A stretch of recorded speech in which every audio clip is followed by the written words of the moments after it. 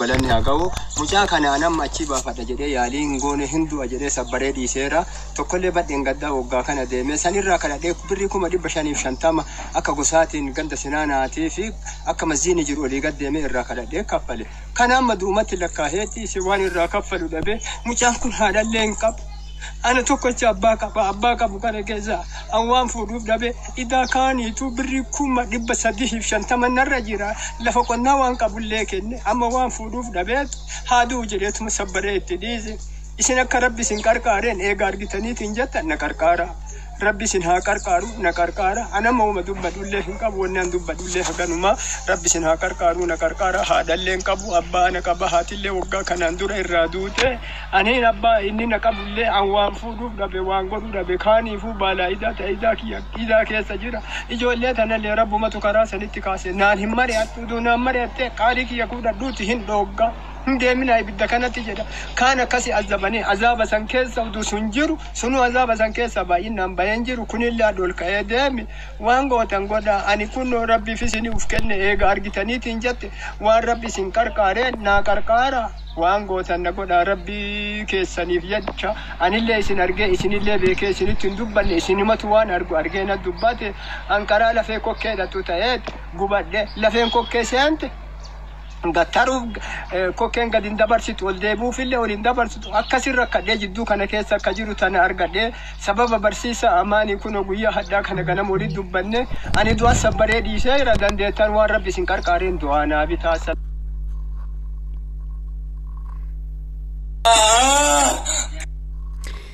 السلام عليكم ورحمة الله وبركاته.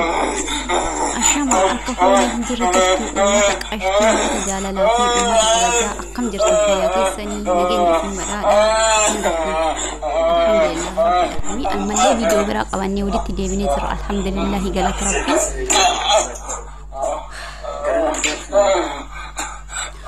وفلينيكيا mucaa engadda asirratti deega isasani irratti ammallee kinu akkuma wajjin daawwanne kaane kun abbaa isaati abbaa mucaa saniiti abbaa mucaa saniirraa akkuma afaan keessa dhageessan kanatti horriin viidiyoo kana dhageenya duubachi deebisaa dhageeffadha viidiyoo kana jechuudha horroonni dhumarratti dhuftanii abbaa mucaa kana naqarqaara naqaba kana duras ilmi kiyyaa bahee akkanatti qabamee 300 waan naqabu itti kutadhee lubbuu isaa baraaradhee jira mucaan kun ana malee haadha hin qabu ana tokkocha abbaa qaba ani waan qabu hunda ilma duraatitti ilma dura akkana qabametti 300 waan naqabu dhadhee kutadhee isa nafsee baafadhee jira kana kalaas haaduu jedhee sabrii muree harka dachaasee keessaa taa'aa jira.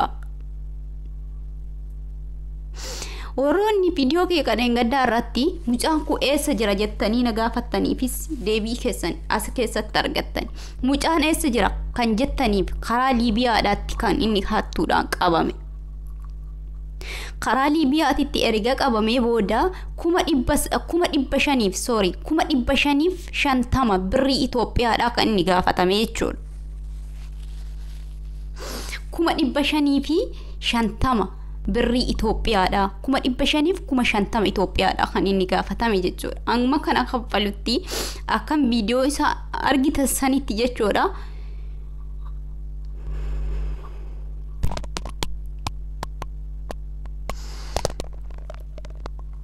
raazanii luka isaarra raasanii akkas sibiilaan gaggaragalchanii tuman jechuudha Liibiyaa keessa kana ni beektan waan ni godhan Liibiyaa keessa ni beektan Liibiyaa keessa kan inni jiru amma kanaaf obboleewwan kiyya abbaa kanas sagalee isaa dhageeffadha ani dadhabaadha ani homaa gochuu hin danda'u ani har sabrii kutee dhiisee dura achi buutee isaa dhabee amma hamma viidiyoo kana argis viidiyoo kana laalee waan hin godhu waan hin qabneef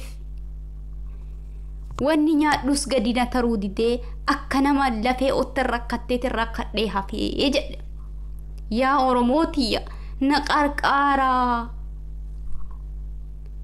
na birmadhaa homaan qabu ani mucaan kun nama leellee waan biraa hin qabu nama biraa hin qabu jedha abbaan warroonni qarqaaruu barbaadan koomentii jalatti naaf kaayaa kallattiidha isin dubbisiisa abbaa warroonni qarqaaruu barbaadan kallattiidhaan naakaayaa akkaawuntiin kaa'amee jira kallattiidhaan gara abbaati isin warroonni hin qarqaaruu barbaanna karaa nu agarsiisu warroonni jettan daaretti abbaa kana wal isin qunnamsiisa jechuudha daaretti lakkoofsa isaa wal qunnamtanii waa hundumaayyuu gaafattanii hubattanii waan jiru hundaa hubattanii rakkoo keessa akkam akka jiru abbaan kun hundaayyuu isin hubachiisa jechuudha keessan argadheera kanaaf obboleewwan kiyyaa mee warroonni ni qarqaaraa nama kana ni qarqaaraa jettan anis mataa kiyyarraa waan hin danda'in qarqaaruu barbaada waan ta'eef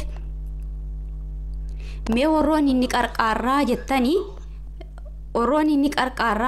jettanii komentii jalatti naaf barreessaa komentii keessan ni hordof dheengadda namoota baay'ee eessa jira ifanuu godhi waan akkanaa irratti eessatti akkana ta'e maal ta'ettiin komentii keessa hundumaayyuu hordofaan ture garuudha deebii osoo isiniif deebisuudha abbaallee viidiyoo kana gadhiisee jira viidiyoo kana abbaa kana wali qabee isiniif deebisuuf liibiyaa keessatti kan inni qabame erga hattuudhaan qabame booda 500 fi 50 Itoophiyaadhaa kan gaafatame yaa Oromooti nuti osoo dirhaamuma 200 riyaal 200 osoo walitti buufne salphaadha yaa obboleewwan haala salphaan nama kana nafsee isaa baraaruu dandeenya abbaan kun awaata akka hin qabu أنواع تكهين كم مجان هذا سين كابو أنا توكوشا أنواع تكلهين كابو كم برالي كان دور أكنا تركته كما إبسدي وانين كابو كتلي نفسي سابرارة لي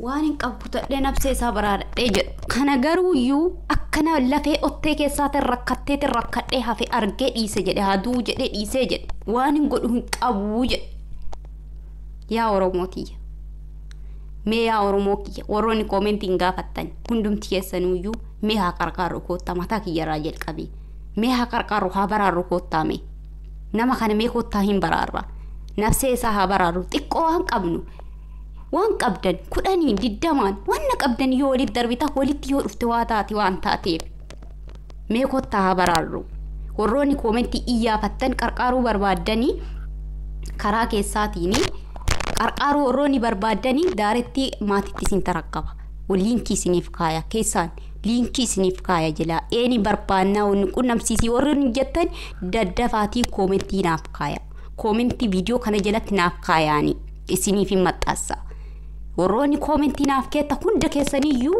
achi komentii san jalatti isinii barreessa lakkoofsa isinii barreessa dhufee lakkoofsa maatii daaretti bilbiltanii abbaa kana qunnamuu dandeessan jechuudha kanaafuyyuu obboleewwan kiyya obboleessa keenya kana haa baraarru baay'ee nama dhukkubaa wallahi baay'ee nama dhukkubsa waan hin jedhu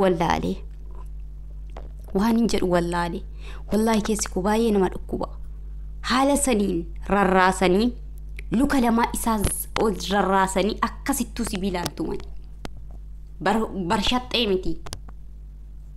barshaxxee miti akkasittumanii sun argitanii jirta warroonni viidiyoo mucaa kanaan argine gadi seenaa argamu suuraan dagaleetti argatan kana gadi seenaa laala warroonni viidiyoo dheengaddaan argin jechuudha kanaafuyyuu namoonni tokko waan hin taane fiddee waan hin taane maalii goote waan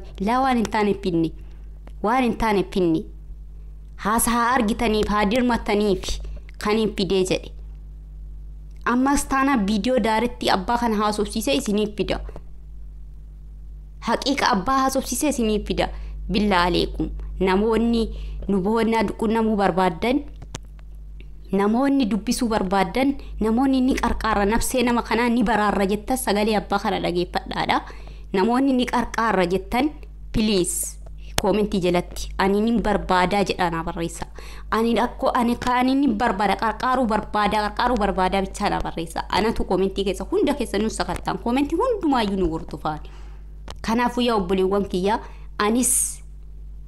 anis waa humni kiyya danda'een qarqaarsa waan kanarra tarteen asirratti tariyyoo sababa an dubbadhe kanaan sababa viidiyoo isaa asirra fide kanaan nami takka lamas sababa kanaan ittiin qarqaartan anis ajirii argadha atis ajirii argatta nafsee nama du'arraa baraaruu akka amantaa islaamaatittis waan guddaadha kabeettan ni beektan yaa obboleewwan kiyya nafseen namaa baate hin deebitu.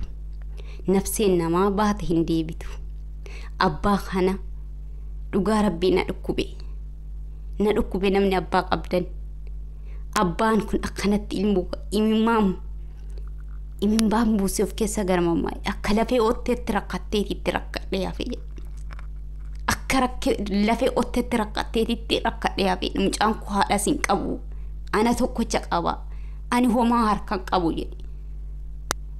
Warri jecha abbaa mucaa kanaa laphisiin dhahe. Warri abbaa qabdan. Warri obboleessa qabdan. Waan qabdanii qarqaaraa. Please waan qabdanii qarqaaraa. Waan qabdaniin qarqaaraa please. Bira dhaabbadhaa isin jechuun jaaladha. Video ka daaretti video biraatillee daaretti qarqaaree waan biraa waan anis waa hunni kiyya godheen waan qaqqabsiise ergasii booda mee isiniif fida sirratti. Isiniif fida abbaa kanaas isiniif fida sagalee video abbaa kanaasis isiniif fida haasofsiisanii isiniif fida inshallah yooni ni torkiin biyya kan qajeelu ta'e.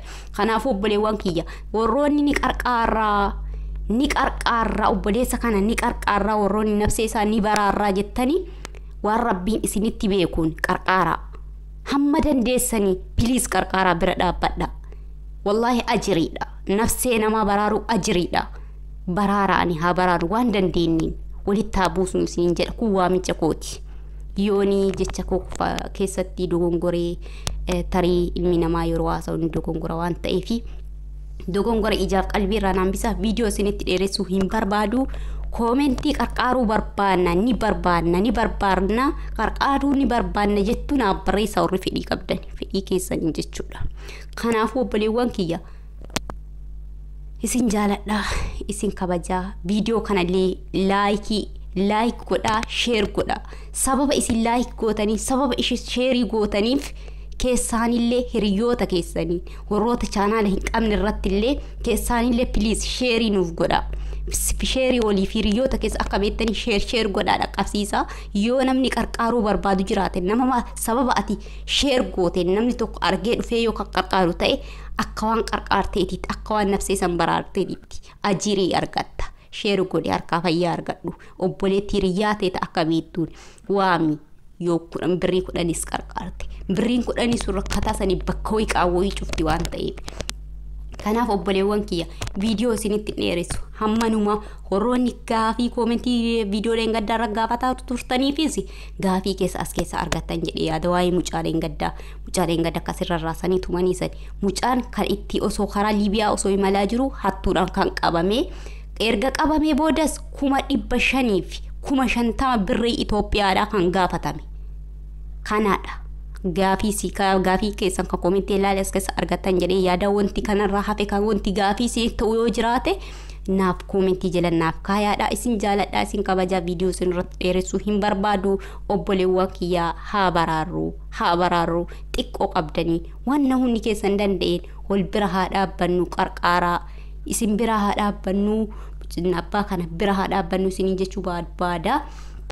Kanaaf inshallah hamma video biraatiif walitti deebinutti turtii gaarii keessa naaf jiraadha. Hamtuun isin hin argini.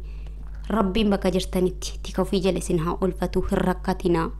Iddoo rakkoo hin dhaabatina. Hin cinqamina. Tika ofii isiniif haa ta'u duraaf duubatti illee rabbiin isin haa tiksu obboleewwan kiyya. Ija namaafoo rakkattanii ija namaafoo hin dhaabbatina. Abbaan keenya kun rakkatee imimmaan buusaa har'a namaafoo dhaabbate malee jaalateetii miti har'a namni guddaan kun imimmaan buusaa har'a namaafoo dhaabbatu. Yoo abbaa qabaate sittaa dhagaamu isin jechuun barbaada obboleessi kee obboleettii kiyyaa yoon jechaa isin miidheef dhiifama naaf godhaa ijaaf qalbiirra naan bisaa. Komii qabdanis dogongora qabus yoo jiraate hanqinni irratti mul'atu yoo jiraate komentii jalannaa kaayaadha. Hamma video biraatiif walitti deebinutti assalaamu alaykum warahmatullahi wabarakatuh. Ila liqa.